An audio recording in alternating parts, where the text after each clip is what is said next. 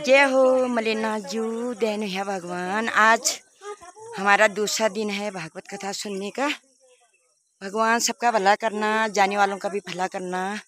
जो बेचार घर में बड़े सुनो मेरा ना आशिक में उन्होंने भल कर भगवान नारायण देखो देखो इला दीदी तैयार कर काम दाम भी अला हमारे गुंगरा क्षण में हन को ने ये बियाल में बड़ो मशीन न भी हो। ये हमारी बरेली वाली दीदी ने टनाटन बना दिया। वो आम तो टनाटना वाल छन और इतनी सुंदर रामायण कथा हो रही है, भागवत कथा हो रहा है। भगवान देख मेरे गाँव वालन ले दे दिया भगवान तो हिम्मत भागवत कथा करना या मैसेज दे दिया मुझे हुक्म दे दो भगवान नारायण हे देवी माँ। और मैं क्या करके भगवान अपनी पत्नी से कहा चलो अब द्वारिका चलते हैं अपने माता पिता के पास।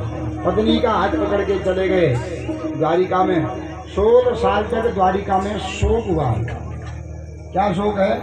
पुत्र शोक सबसे खराब होता है, पुत्र का शोक संसार में। तो मैया रुक्मिणी जो है 16 साल से बड़ी दुखित है, कंपित है, बड़ी जो है उदास रहती है। कहीं कोई उत्सव हो गया द्वारिका में, किसी के लड़के का नामकरण जनेऊ है, शादी है, तो उस दिन तो खाना ही नहीं खाती। क्यों? सोचती है मेरा लड़का भी इसी के साथ का था, एक का जगड़िए से एक साल रहना थे। आज मेरा लड़का भी रो क्या नहीं रो महाराज, भाग्य में रोना ही रोना है। 10 दिन का पुत्र गया, तब से रो रही हूँ। 16 साल का हो गया, अगर जीवित होता 16 साल का हो जाता। अब कहाँ होगा मेरा पुत्र जीवित, अब कहाँ होता मेरा पुत्र जीवित। अब नहीं होगा भी तो न मैं उसे पहचान पाऊंगी, न मुझे पहचान पाएगा।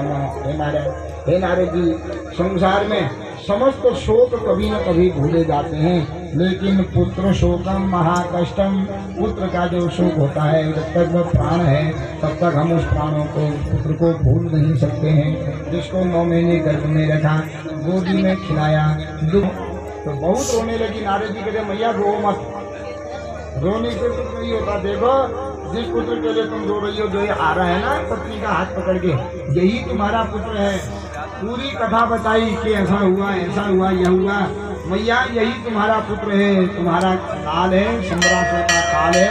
इस प्रकार से जब समझाया है, दौड़ करके गई अपनी पुत्र। 16 साल बाद पुत्र मिला है तो पुत्र को कंठ से लगा दिया, बहू को कंठ से लगा दिया। विधि पूर्वक द्वारिका में सारे कौरवों का श्राद्ध किया, पिंडदान आदि किया, तर्पण आदि पिंडदान करके जब जाने लगे, कुंती कहती है कि एक पिंडदान तुमने सबका कर दिया, कर्ण का भी कर दो, कर्ण का भी पिंडदान कर दो। पांडव कहते हैं ना हमारी जाति का, ना बिरादरी का, हम इसका पिंडदान क्यों करें? कुंती कहती है देखो चाहे जाति बिरादरी में हो, और शास्त्र कहते हैं जब जिसका श्राद्ध तर्पण पिंडदान नहीं होता वो नरक में जाता है। क्रिया जिसकी नहीं होती वो तब तक भयंकर पेट बना रहता है। क्योंकि शरीर की 5 गतियां है ना हमारी, ये शरीर को 5 भाग बनने पड़ते हैं। आज हम लोग जीवित है तो हम मानव कही जाएंगे, अन्य कोई मर गए उधर के नाम शव, पार्थिव शरीर कहते हैं ना, उसको शव कहते हैं।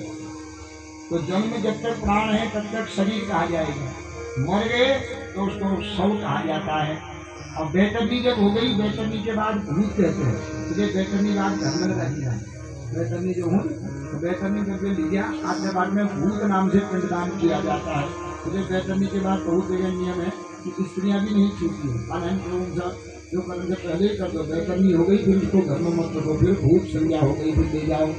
चिता में उसको कहा जाता है साधक, और चिता होने के बाद 12 दिन तक उसको प्रेत कहा जाता है। वो तर्पण कर दो, हम लोग चितान दिनों या पिंड दिनों में अमुक नाम प्रेत नरकोत्तारणाय, तो नरकों का अवतार ये प्रेत है, प्रेत नाम से दिया जाता है। और 12वें दिन उसका सतंगीकरण श्राद्ध होता है, उसका एक बड़ा पिंड बनता है। के 3 भागों में काट दिया जाता है।